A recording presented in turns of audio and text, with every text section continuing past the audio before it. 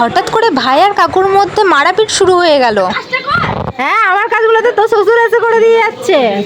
হ্যাঁ হ্যাঁ করছে। হ্যাঁ, হ্যালো কাকু কাকিমারা, গুড মর্নিং। তো আজকে আমাদের বাড়িতে কিছু গেস্ট খাবে, তো তার জন্য আমাদের সকাল সকাল কুমড়োর তরকারি আর মুড়ি হবে।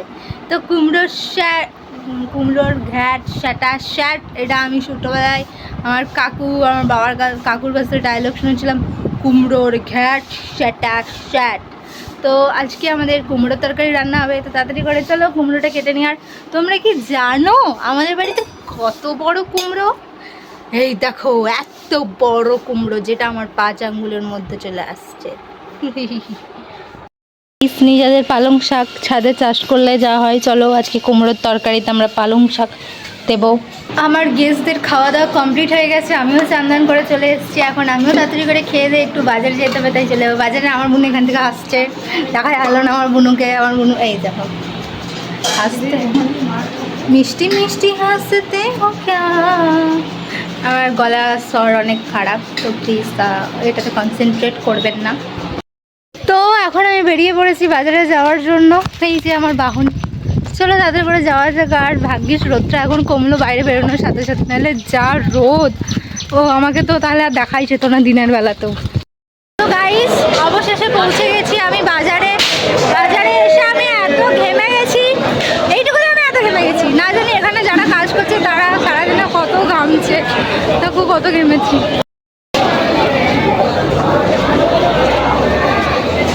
বাজার আমার কমপ্লিট, পটল আর আলু নিলাম। আলুর ওখানে ভিডিও করার সময় পাইনি। তো চলো আজকের মতন বাজার কমপ্লিট, বাড়ি যাওয়া যাক।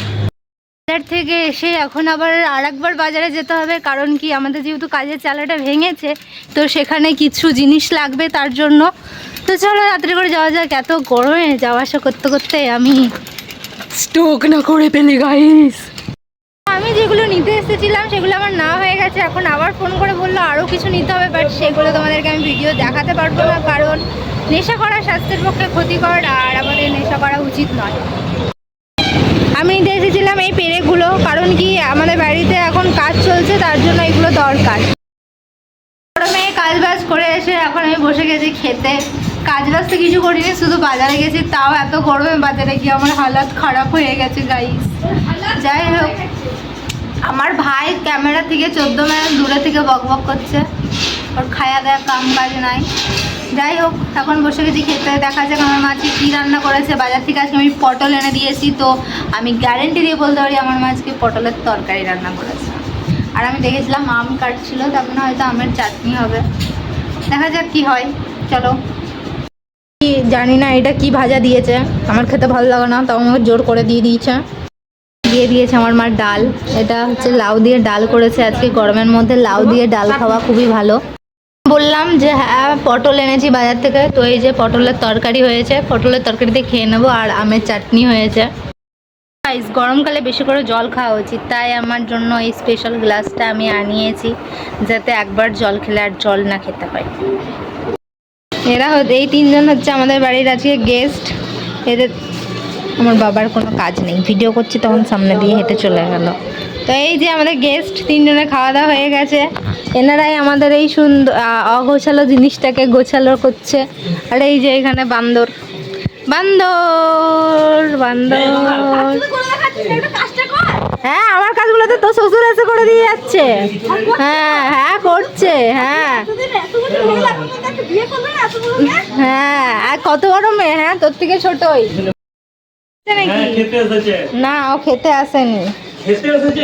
কে বললো তোমাকে?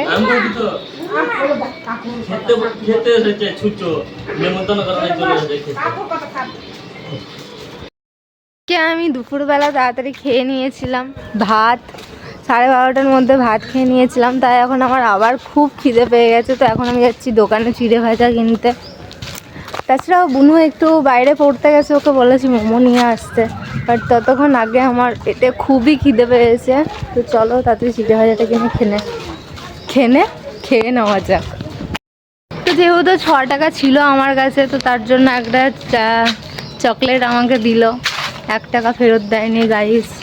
যাই হোক, এই চকলেটটা খেতে আমার খুব ভালো লাগে। ছোটোবেলায় তো যদি 5 টাকা থাকতো তো 5 টাকারই এই চকলেটগুলো কিনতাম। আর কেউ যদি এই চকলেটগুলো কোনো বন্ধু বা বান্ধবী একটা হলেও দিয়ে দিত, তাহলে তাকে মনে হতো ভাই তুই স্বর্গ থেকে এসেছিস, তুই এই জগতের মানুষ হতেই পারিস না, এই চকলেটটা তুই কি করে কাউকে দিয়ে দিলি। হ্যাঁ, এই চকলেটটা সবার জান প্রাণ। যাই হোক, তো তোমাদের কার বন্ধুকে এরকম কে দিয়েছে সেটা আমাকে অবশ্যই জানিও। কার বন্ধু এরকম চকলেট দিয়েছে? আমার বন্ধুরা কিন্তু দিত, ভালো ছিল। চেয়েছিলাম যে আমার বাড়ির লোক যেন দেখতে না পায় আমি চিড়ে ভাজা আনতে গেছি, বাট আমার বাড়ির লোক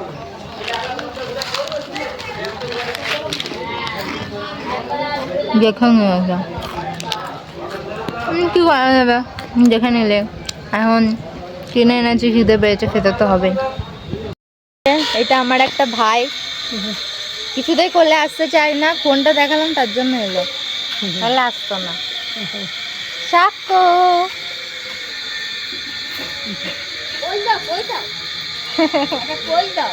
দাঁড়া, ও এখন এত কষ্ট করে করলে এসছে, হয়ে গেল ব্যাস।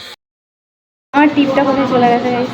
তো যাই হোক, আমার বোনও গেছিলো বাইরে একটু পড়তে, তো সেখান থেকে আমার জন্য নিয়ে এসেছে momo. It's my favourite fast food, momo.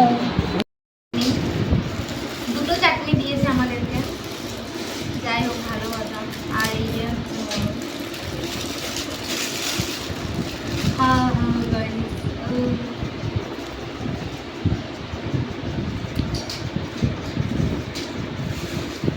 আলাদাই শান্তি গাইস, মোমো